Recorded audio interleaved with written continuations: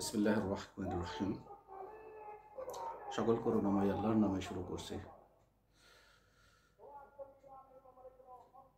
আমি চাই আমার সন্তান নিরাপদে থাকুক, তেমনটা আপনারও চাওয়া। দেখুন, আমাদের বাসাতে ফ্রিজ আছে, আপনার বাসাতেও ফ্রিজ আছে, কিন্তু ফ্রিজে যেই মুরগির মাংসটা, চিকেনটা আমরা রান্না করে সেটা আবার ফ্রিজে রাখছে, পরে আবার ওটাকে গরম করে বাচ্চাদেরকে দিচ্ছে। কিন্তু চিকেন অর্থাৎ মুরগির মাংস রান্না করে সেটা ফ্রিজে রেখে আবার পুনরায় রান্না করলে এটা টক্সিন হয়ে যায়, বিষাক্ত হয়ে যায়। এর জন্য মুরগির মাংস পুনরায় গরম করা যাবে না। ঠিক অনুরূপভাবে রসুন আমরা ফ্রিজে রেখে সেটাকে পেস্ট করে ব্লেন্ডার করে সেটাকে পেস্ট করে ফ্রিজে রেখে ওইটা আবার যদি আমরা রান্নাতে ইউজ করি, এটাও কিন্তু টক্সিন হয়ে যায়। তো দৈনন্দিন জীবনে আমাদের যে সমস্ত খাবার অভ্যস্ত সেখানে আমাদের এই বিষয়গুলো খুব গুরুত্ব সহকারে ভাবা উচিত।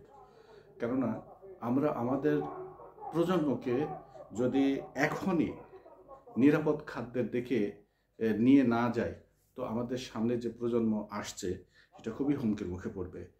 একটা প্রজন্মকে সুস্থ রাখাটা খুব বেশি গুরুত্ব। এই জন্য আমাদের সকলেরই উচিত নিরাপদ খাদ্যটাকে নিশ্চিত করা। বাইরে যে সমস্ত খাবার আছে সে সমস্ত খোলা খাবার, স্ট্রিট ফুড এবং অন্যান্য খোলা খাবার থেকে একেবারেই সতর্ক থাকা, এগুলো যতটা সম্ভব এড়িয়ে চলা। ঘরে তৈরি করা হোমমেড ফুড যেগুলো আছে নিরাপদভাবে সেটা তৈরি করে বাচ্চাদেরকে খাওয়ানো। একই রকমভাবে যে সমস্ত কোমল পানীয় আছে, কোমল পানীয়গুলো এখন পর্যন্ত কেউই বলেনি যে এগুলো নিরাপদ।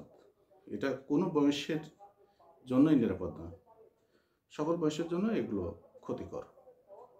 এটা যাদের হৃদরোগ আছে তাদের জন্য খুবই সমস্যা, যাদের ডায়াবেটিসের জন্য খুবই সমস্যা। এটা তো আস্তে আস্তে এই কোমল পানীয় পান করার ফলে মানে লো বোন ডেন্সিটি হয়ে যায়, হাড়ও ক্ষয় হয়ে যায়। তো এখান থেকে আমাদেরকে সরে আসা দরকার।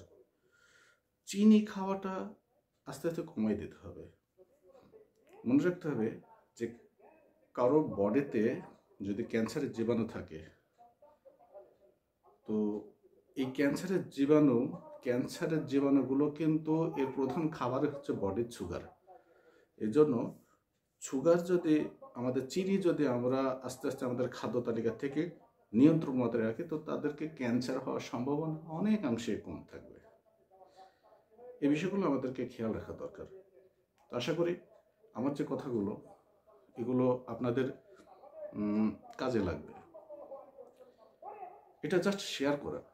আমার বাচ্চার জন্য যেমন আমি সচেতন থাকতে চাই, তো ঠিক একই রকমভাবে আপনার বাচ্চাও আপনার কাছে অনেক গুরুত্বের একটা জায়গা। তো সেই ক্ষেত্রে আপনাকেও আপনার বাচ্চার জন্য সচেতন থাকা দরকার হয়ে উঠছে। তো আজকে এই পর্যন্তই, পরে আবার নতুন বিষয় নিয়ে কথা হবে ইনশাল্লাহ।